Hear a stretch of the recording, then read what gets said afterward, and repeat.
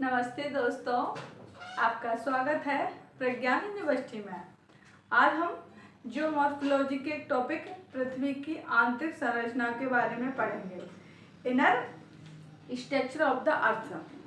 पृथ्वी के अंदर कौन कौन सी क्रियाएं होती हैं, कैसे टेम्परेचर बढ़ता है, कैसे घनत्व बढ़ता है और किस प्रकार से आयतन के आधार पर इन परतों को पृथ्वी के अंदर बांटा गया है। साथ ही पृथ्वी की आंतरिक संरचना को भौतिक और रासायनिक गुणों के आधार पर मुख्यतः तीन परतों में या तीन मंडलों में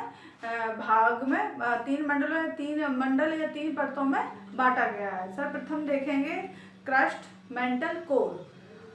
क्रस्ट के बारे में कुछ तथ्य देखेंगे कि क्रस्ट का पृथ्वी की आंतरिक संरचना में कैसे सहयोग है। सर्वप्रथम देखेंगे क्रस्ट की मोटाई। जीरो से लेकर 30 से 35 किलोमीटर की क्षेत्र में क्रस्ट का भाग देखने को मिलता है। कितना? 0 से लेकर 35 किलोमीटर क्षेत्र में। अब इस प्रकार से देखते हैं कि क्रस्ट पृथ्वी पर कितने रूपों में देखने को मिलता है। क्रस्ट जो है पृथ्वी पर दो रूपों में देखने को मिलता है, महाद्वीपीय क्रस्ट और महासागरीय क्रस्ट। और जो महाद्वीपीय क्रस्ट है उसकी मोटाई ज़्यादा है, 30 से 35 किलोमीटर, और महासागरीय जो क्रस्ट है वो 5 सेंटीमीटर देखने को मिलती है। साथ ही साथ महाद्वीपीय जो क्रस्ट है वो ग्रेनाइट का बना हुआ है और महासागरीय जो क्रस्ट है वो बेसाल्ट का बना हुआ है। अब देखिए इसके प्रकार हैं दो। महाद्वीपीय क्रस्ट, महाद्वीपीय क्रस्ट।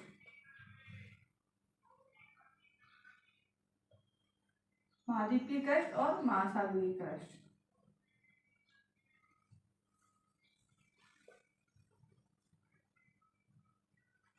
अब हम देखेंगे आयतन।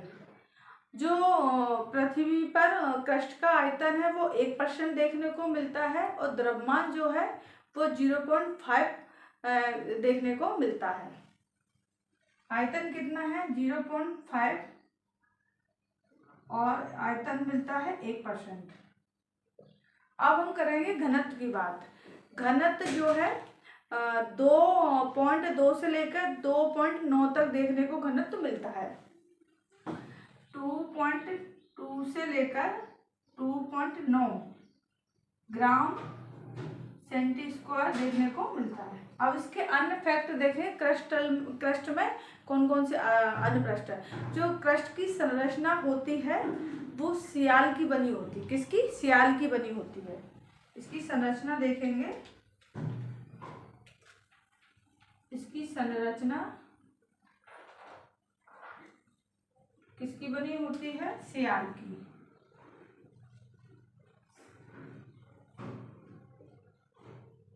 सिलिका की बनी होती है।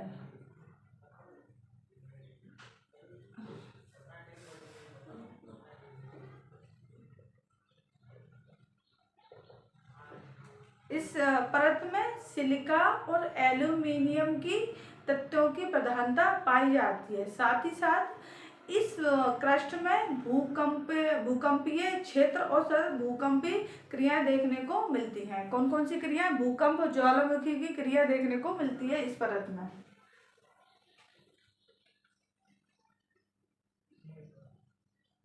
भूकंपीय गतिविधियां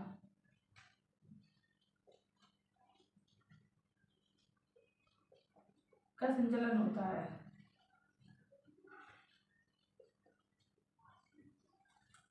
अब हमने पृथ्वी की जो ऊपरी परत थी क्रस्ट के बारे में संपूर्ण तत्वों के अध्ययन कर लिया। अब हम देखेंगे कि पृथ्वी की मध्यवर्ती परत होती है या क्रस्ट के निचले क्षेत्र में पाई जाती है, उसको मेंटल कहते हैं।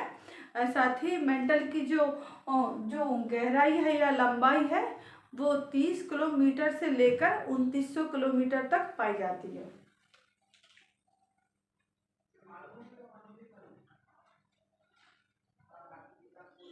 इसकी जो मोटाई है 30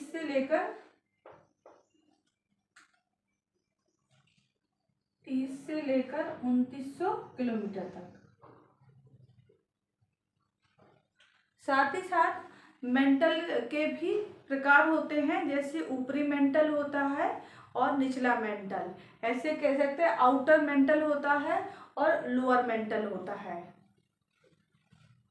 इसके प्रकार देखेंगे हम।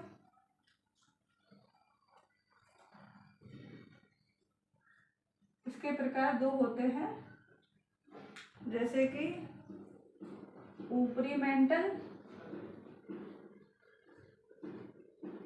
और निचला मेंटल।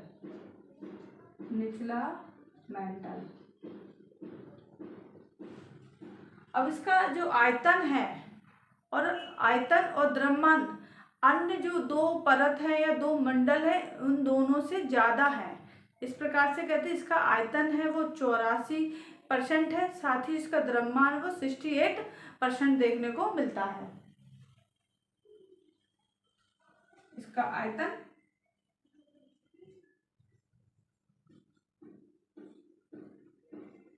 84% है, इसका द्रव्यमान जो है वो 68% देखने को मिलता है।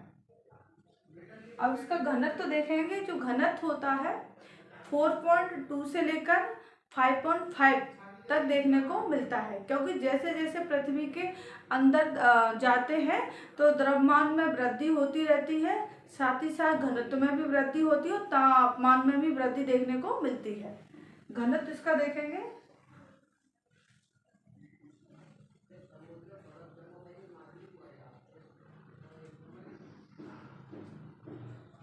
घनत्व देखेंगे इसका कितना है। इसका घनत्व है 4.2 से लेकर 5.5 तक। अब हम इसके अन्य फैक्ट देखेंगे। अन्य फैक्ट क्या है, इसमें जो दुर्बलता मंडल पाया जाता है उसमें लावा का विखंडन होता है, लावा पिघलता है, जिस कारण से प्लेटों की क्रिया देखने को मिलती है। प्लेटें एक दूसरे खिसकती हैं, उनका सबडेंस होता है, जिस वजह से नई नई श्रृंखलाओं का निर्माण होता है। और इसकी संरचना जो है वो सीमा की बनी होती है। सीमा में मतलब सिलिका और मैग्नीशियम की मात्रा ज्यादा देखने को मिलती है मेंटल में। इसकी देखेंगे संरचना। इसकी संरचना इसकी बनी होती है सीमा की।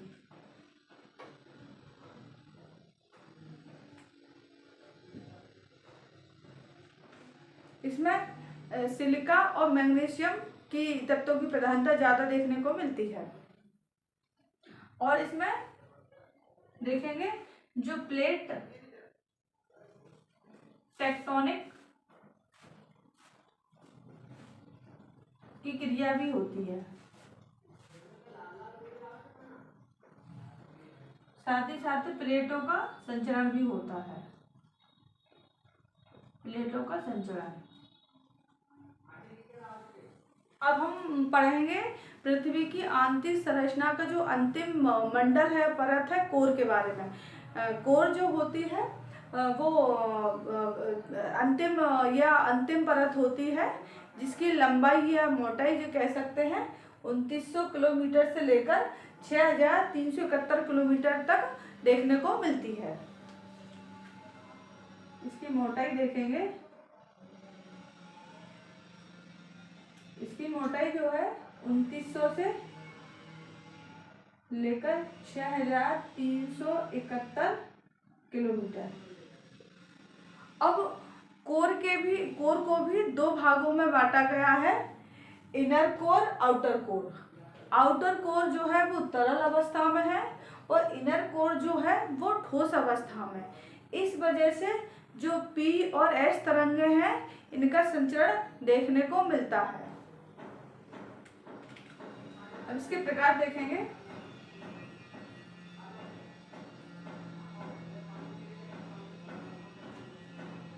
इसके प्रकार जो है आउटर कोर, ऊपरी कोर ऊपरी कोर और निचला कोर, निचला कोर। अब इसका आयतन भी देखेंगे, आयतन किस प्रकार से है।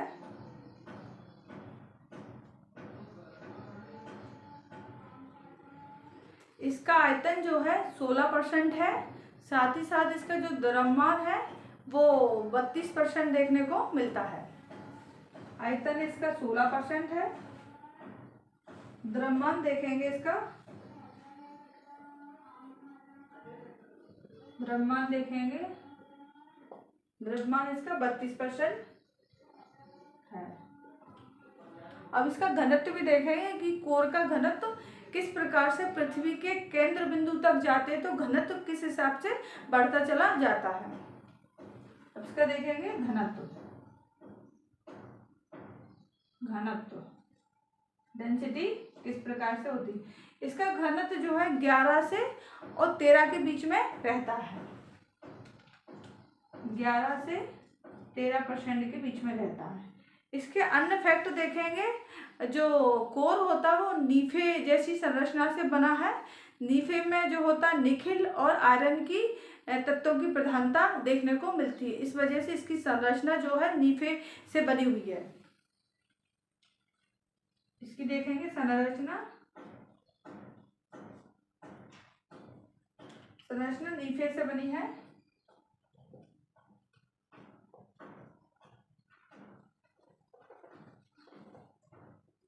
NiFe।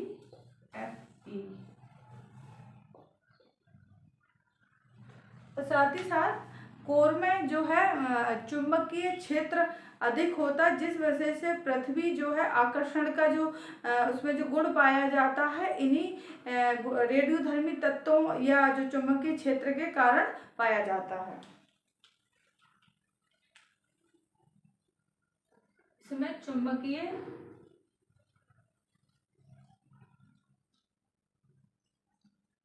क्षेत्र का गुण,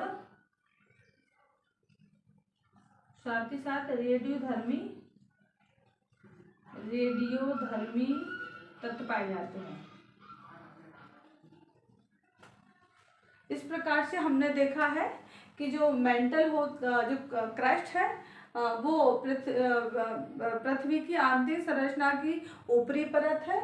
उसके बाद मेंटल जो है वो मध्य परत है, जो कि 30 किलोमीटर से लेकर 2900 किलोमीटर तक देखने को मिलती है।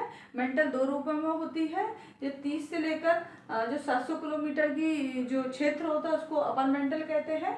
700 से लेकर 2900 के क्षेत्र में जो लोअर मेंटल देखने को मिलता है। इस प्रकार से कोर को भी देखेंगे। कोर की जो मोटाई है या लंबाई है वो 2900 किलोमीटर से लेकर 6671 किलोमीटर देखने को मिलती है। साथ ही साथ 2900 से लेकर 5150 किलोमीटर तक आउटर कोर देखने को मिलता है और 5150 से लेकर 6371 तक इनर कोर देखने को मिलता है।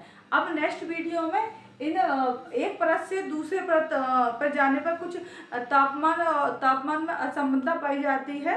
इसी प्रकार से इन परतों में कुछ असमानता देखने को मिलती है, वो नेक्स्ट वीडियो में पढ़ेंगे। और इस प्रकार से जैसे जैसे हम पृथ्वी के केंद्र में जाते हैं तो तापमान और घनत्व दबाव में वृद्धि होती चली जाती है। इसी प्रकार से पृथ्वी के जो केंद्र में है 6000 डिग्री सेल्सियस तापमान देखने को मिलता है। इसी में घनत्व भी 13% देखने को मिलता है। Thank you.